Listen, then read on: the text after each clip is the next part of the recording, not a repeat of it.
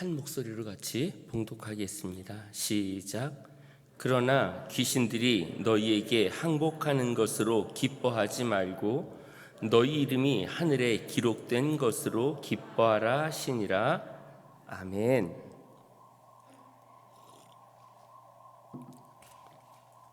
우리 성도님들 요즘 기쁘세요?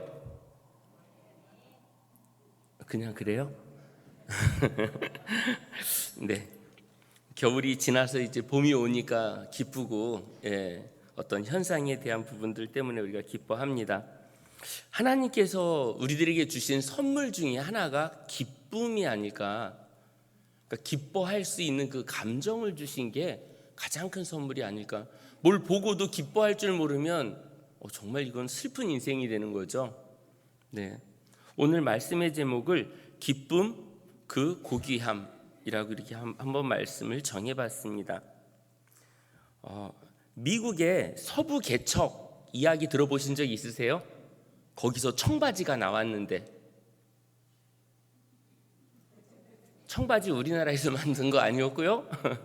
네, 이 금광을 캐려고 사람들이 하는데 옷이 계속 뭐 작업하다 보면 찢어지고 그래서 좀 튼튼한, 그래서 그 마차 꼭대기에 덮는 그런 호루 같은 그런 거 소재를 가지고 옷을 만드니까 해지지가 않는 거예요. 그래서 그때 청바지가 만들어졌다고 해요. 미국 서부 개척할 때 금광을 먼저 발견한 사람들이 있었어요. 그래서 금을 캐고 나니까 사람들이 이제 조용히 하자, 이거 우리만 캐자, 그리고 막 했는데 얼마 뒤에 많은 사람들이 다 서부로 와가지고 서부 개척을 하기 시작하는 거예요. 그래서 누구 말한 사람 여기 있냐? 그랬더니 없는 거예요. 그래서 온 사람들한테 어떻게 여기 알고 왔냐? 그랬더니 니들 얼굴에 다 나타나. 금광을 캐가지고 막 이걸 어떻게 할 줄 말은 못하고 막 이렇게 하는데 그 행복한 모습, 저 사람들이 왜 저렇게 매일 행복하지? 그래서 뒤를 쫓아가 봤더니 금을 캐고 있네. 그래서 그 얘기가 막 번져가지고 사람들이 다 서부로 몰려와가지고 금광을 캤다라는 그런 이야기가 있습니다.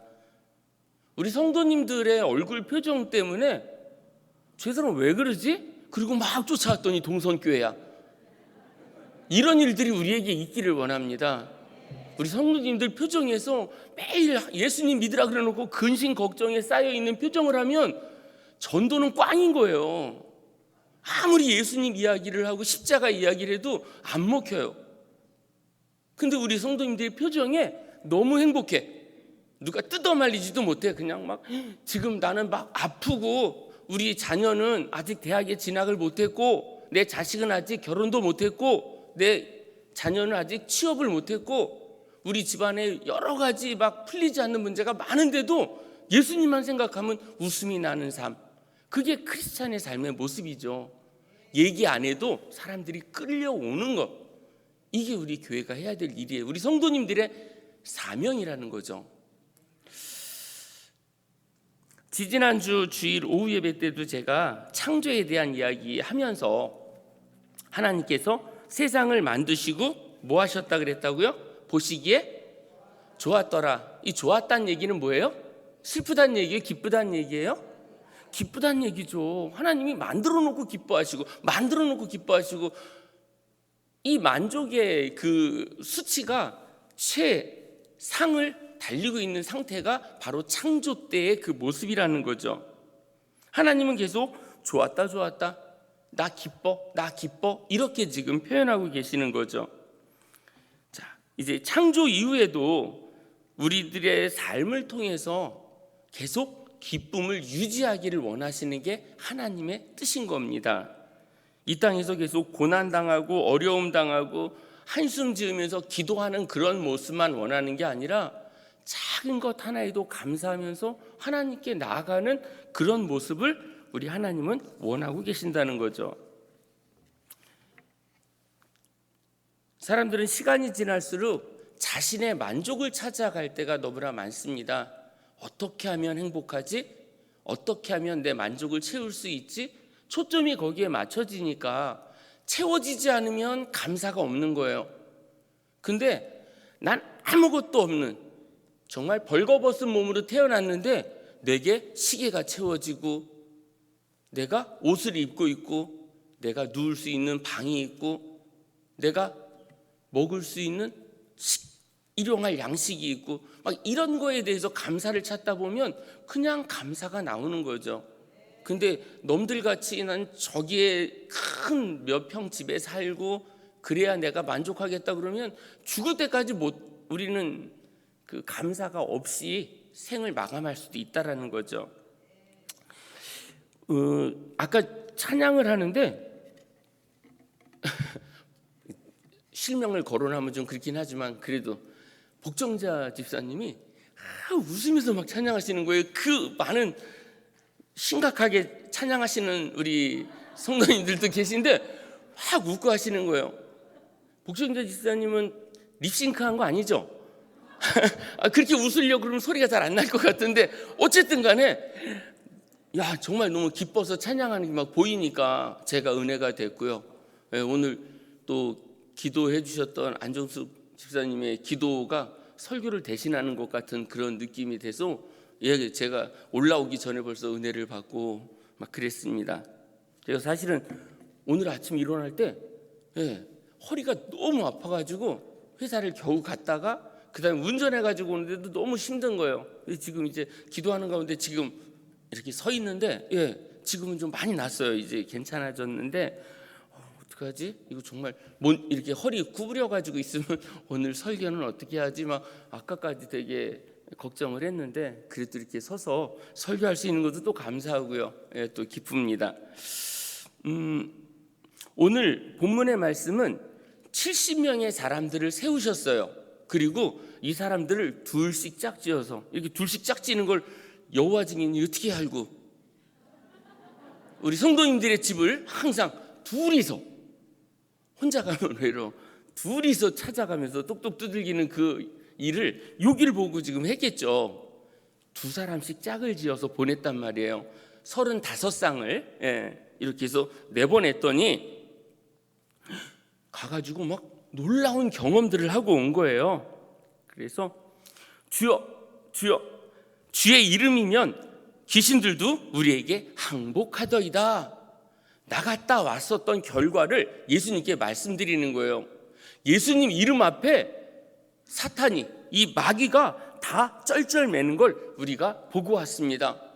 예수님 이름 짱인데요? 라고 이야기를 하는 거예요.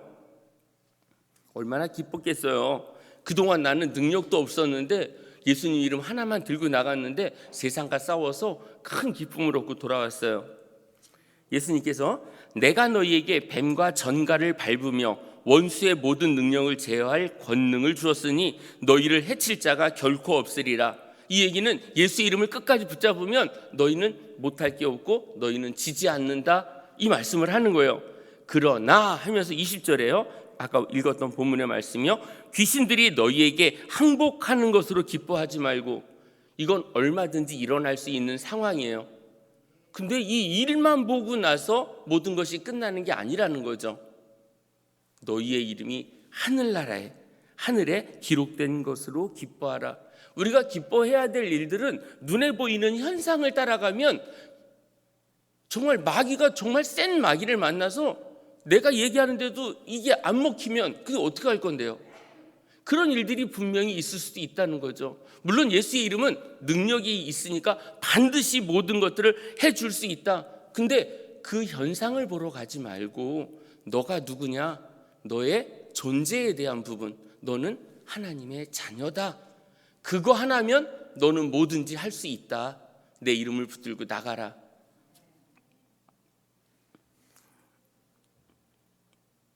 상상하지 못할 일이 우리에게 일어난다면 우리는 무척이나 행복할 것입니다. 예수님은 들떠있는 제자들에게 말씀하시는 거예요. 예수님의 이름 앞에서 귀신들이 벌벌 떨며 행복하는 것은 당연한 것이다.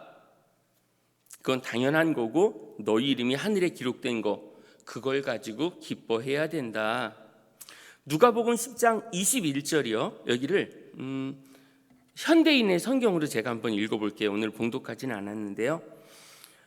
그때 예수님은 성령님으로 기쁨이 충만하여 이렇게 말씀하셨다. 기쁨에 대한 이야기가 계속 이어지고 있어요. 하늘과 땅의 주인이신 아버지를 찬양합니다. 아버지께서는 이 모든 것을 지혜롭고 영리한 사람들에게는 숨기시고 어린아이들에게는 나타내셨습니다. 그렇습니다. 이것은 아버지의 기뻐하시는 뜻이었습니다. 아멘. 성령님의 충만이 예수님께 거한 상태에서 지금 말씀을 막 하시는 거예요. 근데 이 기쁨, 지혜롭고 영리한 사람들한테는 숨겨버리셨대요. 그러니까 아무나 기뻐할 수 없는 거예요.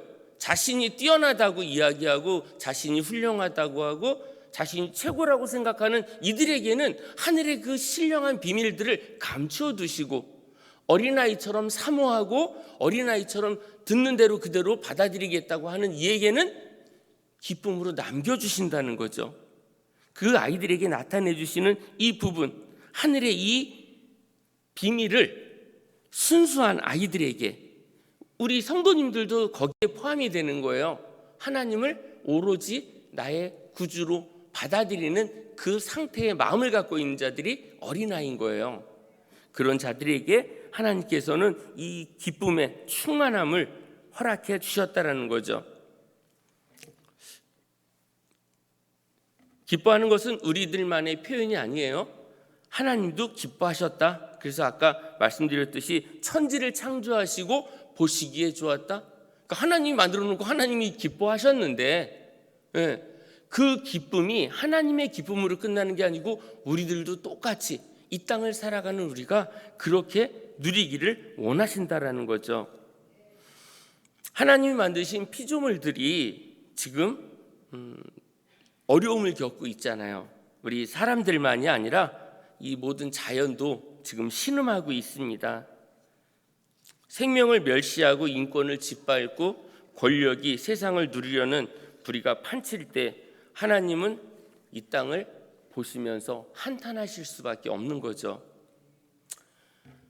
누가복음 11장 27절로 28절에서는 이런 말씀이 있습니다. 이 말씀을 하실 때에 무리 중에서 한 여자가 음성을 높여 이르되 당신을 뵌 태와 당신을 먹인 젖이 복이 있나이다 하니 예수께서 이르시되 오히려 하나님의 말씀을 듣고 지키는 자가 복이 있느니라 하시니라. 아멘. 그러니까 예수님은 전지전능하시고 말씀에 능함이 있고 죽은 자를 살리고 말씀에 권위도 있고 정말 이렇게 훌륭한 선지자인 사람을 낳은 엄마 마리아는 정말 좋겠습니다. 그 사람은 정말 복된 사람입니다 라고 지금 그 이야기를 하는 거예요. 한 여인이 예수님에게 당신의 엄마는 정말 좋겠어요. 당신 같은 사람을 낳았으니까. 그랬더니 예수님께서 그런 거예요. 오히려 하나님의 말씀을 듣고 지키는 자가 복이 있다. 나를 낳아주신 엄마는 그닥 중요한, 엄마를 무시한다는 얘기가 아니에요. 엄마가 복된 사람이 아니라 실제 복은 뭐냐? 말씀을 듣고 깨달았다면 그게 삶으로 적용되는 삶, 그게 복된 사람의 모습이다. 그 이야기를 하는 거예요. 예수님을 낳으시지 않았잖아요. 우리 성도님들, 우리 여기 예수님 낳으신 분은 안 계시잖아요. 그런데 마리아보다 더 복된 인생을 살 수 있는 건 지금까지 전해졌던 말씀을 듣고 그대로 살면, 예수님이 오늘 그런 거예요. 그런 사람이 복이 있다.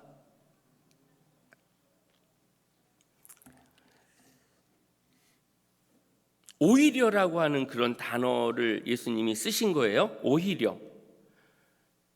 우리가 복이라고 생각하는 세상의 기준, 우리가 이걸 가지고 기뻐하려고 했었던 그 모든 거, 그거 아니다. 진짜 복이 있는 사람은 하나님의 말씀을 듣고 지키는 자다라고 하는 걸 말씀하고 있습니다. 그래서 시편 1편에서는 뭐라고 말씀하죠? 복이 있는 사람은 죄인들의 그 다음 이게 중요해요. 오직 여호와의 율법을 즐거워하여 그 율법을 주야로 묵상하는 자로다. 이게 복이 있는 사람이라는 거예요. 답을 주잖아요. 하나님의 말씀이 너무 좋아가지고 그걸 떠올리는 거예요. 그리고 떠올리는 거에서 끝나는 게 아니라 믿음의 사람들은 그대로 실천의 삶을 살아가는 거, 이게 복된 사람이라는 거죠. 우리 성도님들의 신앙생활할 때 언제가 가장 기뻐요? 신앙생활할 때, 이렇게 오늘같이 성가대원으로 할 때. 억지로 하신 거 아니잖아요, 우리 성도님들. 예, 권사님들, 집사님들 억지로 하신 거 아니잖아요. 막 기뻐가지고 이 일을 하시는 거잖아요. 남들은 알아주지 않고 남들은 쉬는 그 시간에도 나와서 시간을 드리고, 예, 내 마음을 드리고 또 내 육체를 드리고, 이 모든 것들이 정말 하나님 앞에 드리겠다고 작정하는 순간부터 내 안에 상상하지 못하는 놀라운 기쁨이 넘치게 된다는 거죠. 억지로 하면서 그 표정이 나타나요. 아까 제가 개인적으로 복정자 집사님 말씀을 드렸는데 막 나 이거 성가대 시켜줘서 감사합니다 하면서 하는 그 표정이에요. 다음 주에 한번 보세요. 못 웃으실까 모르겠는데, 예. 주님이 원하시는 기쁨은 늘 숨겨져 있는 거예요. 눈에 보이는 거 가지고 기뻐하는 건 믿지 않는 사람들도 다 합니다. 새 차를 사고 기뻐하겠죠. 새 집을, 더 큰 집을 샀을 때, 자녀들이 좋은 어떤 상황이 되었을 때, 그건 믿지 않는 사람들도 다 기뻐할 수 있는 거예요. 근데 숨겨진, 보이지 않는 곳에 기쁨을 숨겨둔 하나님의 비밀이 있다는 거예요. 보이지 않는 곳에 내 이름이 있어요. 하늘에 내 이름이 기록된 걸 가지고 기뻐하려고. 이 땅에서는 사람들이 알 수가 없어요. 하나님을 모르는 이들은 내가 왜 기뻐하는지를 몰라요. 나는 지금 천국을 티켓을 따놓은 상태예요. 그러니까 내가 얼마나 기뻐요. 하나님께서 나를 향해서 지금 너 내 거야 라고 하는 그 순간부터 나는 다시는 세상으로 갈 수가 없는 이 길을 내가 가겠다고 결정했는데, 이게 나에게 가장 큰 기쁨이 되기를 원합니다. 금이나 다이아몬드가 왜 비싼지 아세요?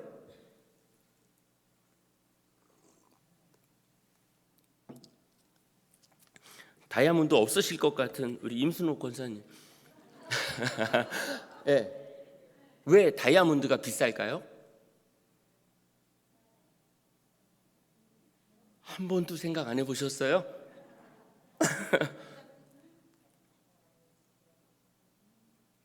나 맞힐 것 같다. 나는 알 것 같다. 네. 박미라 선생님. 네?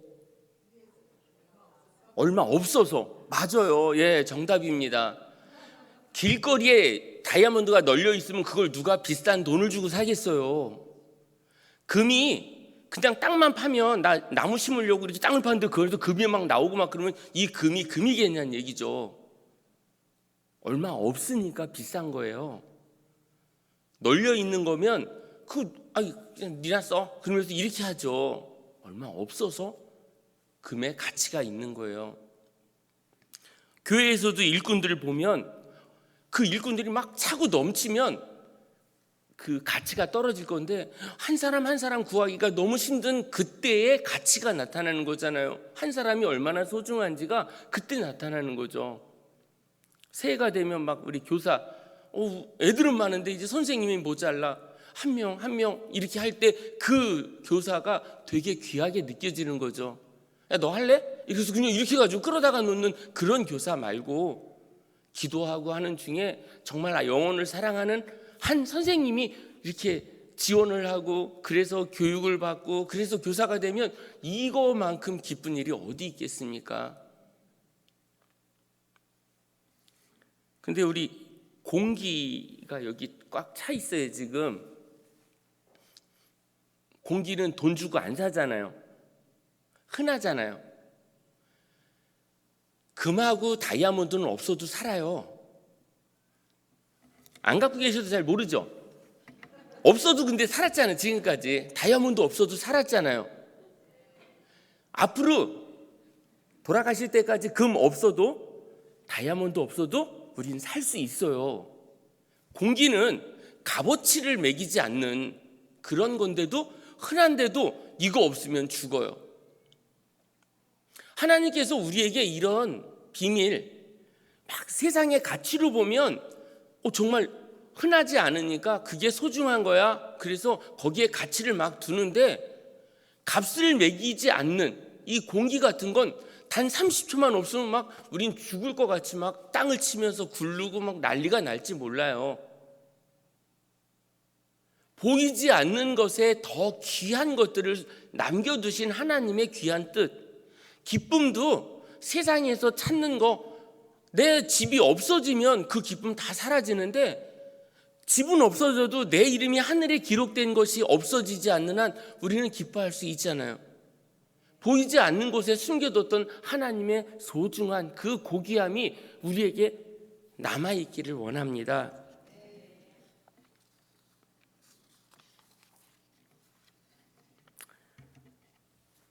기쁨도 마찬가지입니다. 우리 세상의 기쁨이냐, 하늘에 소망을 둔 기쁨이냐, 잠시 잠깐 있다가 사라지는 내 눈에 보이는 기쁨을 쫓아 살아가는 우리의 삶이 아니기를 원합니다. 십자가를 기꺼이 지시면서도 하나님의 뜻을 이루기 위해 기꺼이 고난의 길을 걸어가셨던 그 길은 기쁨의 길이었습니다. 아직 보이지는 않습니다. 그러나 히브리서 12장 2절 성경은 이렇게 말씀하고 있습니다. 믿음의 주요 또 온전하게 하시는 이인 예수를 바라보자. 그는 그 앞에 있는 기쁨을 위하여 십자가를 참으사 부끄러움을 개의치 아니하시더니 하나님 보좌 우편에 앉으셨느니라. 아멘. 그 앞에 있는 기쁨을 위해 라고 이야기하는 거예요. 지금은 고난이에요.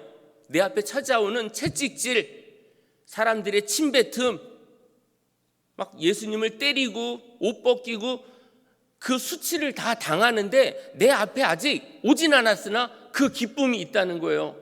하나님 보좌 우편에 앉을 그날을 기대하면서 이걸 기꺼이, 그리고 또 우리의 죄를 다 용서해주는, 우리의 죄를 사해주기 위해서 이 고난의 길을 간다라고 하는 그것이 예수님께는 기쁨이었다라는 거예요. 그래서 믿음의 주요 또 온전하게 하시는 이인 예수를 바라보자. 왜 예수님을 바라봐야 되냐? 그분은 그 앞에 있는 기쁨을 위해 십자가를 참았다라고 하는 거예요. 우리에게 앞으로 주어질 것들이 너무 많잖아요. 이 땅에서 물질적인 거 말고 우리 천국에 가는 거 정해져 있잖아요. 그 한 가지만 가지고 견뎌낼 수 있는, 예수님이 십자가를 참으신 것처럼 우리들도 그렇게 참아내는 삶의 모습으로 나가야 된다라는 걸 예수님은 우리에게 말씀하고 있습니다.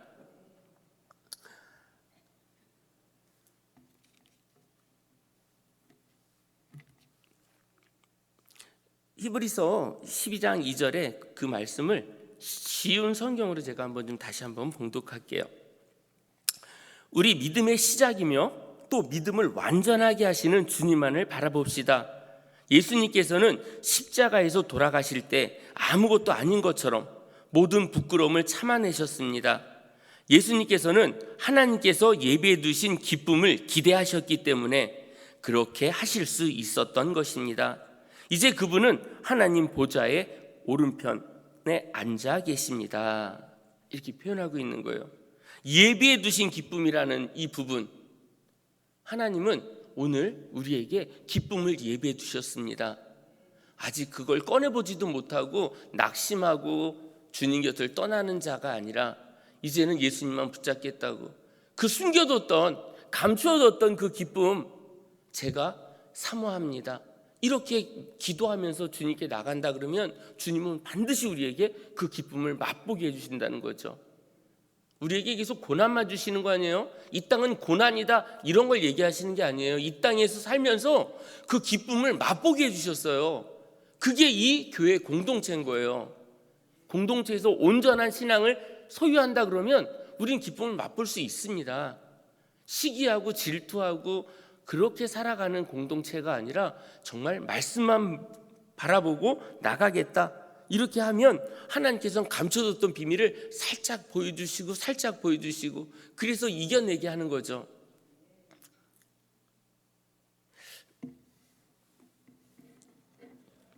달리기를 할 때 엊그제 이제 청소년부에서 말씀을 드렸는데 페이스메이커라는 게 있어요. 마라톤에서 쓰는 단어인데요. 마지막 42.195km를 다 뛰는 게 아니고 이 42.195km를 뛸 주전 선수를 옆에서 도와주는 거예요. 그래서 30km 내지 35km까지를 같이 막 달려가는 거예요. 페이스를 맞춰주는 거예요. 이 선수가 혹시 오버하거나 뒤처지지 않게 100m를 18초씩 계속 달릴 수 있도록 해주거나 하는 그 역할을 쭉 하다가 30km 내지 35km 되면 옆으로 빠져요. 더 달리고 싶어도 넌 빠지라고 세팅이 돼 있는 거예요. 나 달릴 수 있는데 그래도 달리면 안 돼. 그리고 거기서 빠져주고 이 선수가 남은 몇 킬로를 그렇게 달려가는, 우리가 드러나는 게 아니라 우리가 가는 흔적마다 예수님이 계속 나타나게 해주는 그 역할을 우리가 해야 되는 거죠. 불쑥불쑥 내가 했다? 교회에서도 어떤 헌신하고 내가 희생하고 내가 봉사했어, 내가 한 거라고 이렇게 나타내는 게 아니라 우리는 쑥 빠지는 거예요. 그리고 거기에 나타나는 건 예수 그리스도가 나타나게 해주는, 그때 예수님이 나타날 때, 예수님의 이름이 드러나고 예수님의 영광이 나타날 때 내게 그동안은 나는 힘들었었는데도 불구하고 내게 찾아오는 그 기쁨은 세상이 줄 수 없는 기쁨이라는 거죠. 우리 성도님들의 삶 가운데 예수님의 페이스메이커가 돼서 계속해서 이 땅을 살아가면서 우리가 슬쩍 빠지고 예수님이 드러나게 해주는 그 일을 우리가 할 때 우리 안에 세상이 주지 못하는 참 기쁨이 우리 안에 찾아온다는 거죠. 그렇게 준비되시겠습니까? 마음에? 그런 마음으로 우리가 살아가면서 정말 그 기쁨이라는 고귀함을 마음껏 맛보기를 원합니다. 눈에 보이는 것이 아니라 하늘에 우리 이름이 있다는 그 말씀, 그것이 우리에게 위로와 확신이 되기를 다시 한번 소원합니다. 날마다의 삶이 우리에게 주어질 기쁨의 예표이기를 원합니다. 내가 버티고 참아내는 고난의 삶이 바로 하나님께서 인정하시는 가장 고귀한 삶이라는 것을 기억하시기 바랍니다. 고난 속에서도 앞으로 주어질 기쁨을 생각하며 천국 시민으로서 하루하루를 멋지게 살아가는 동선의 모든 가족들이 되시기를 주님의 이름으로 간절히 축원합니다.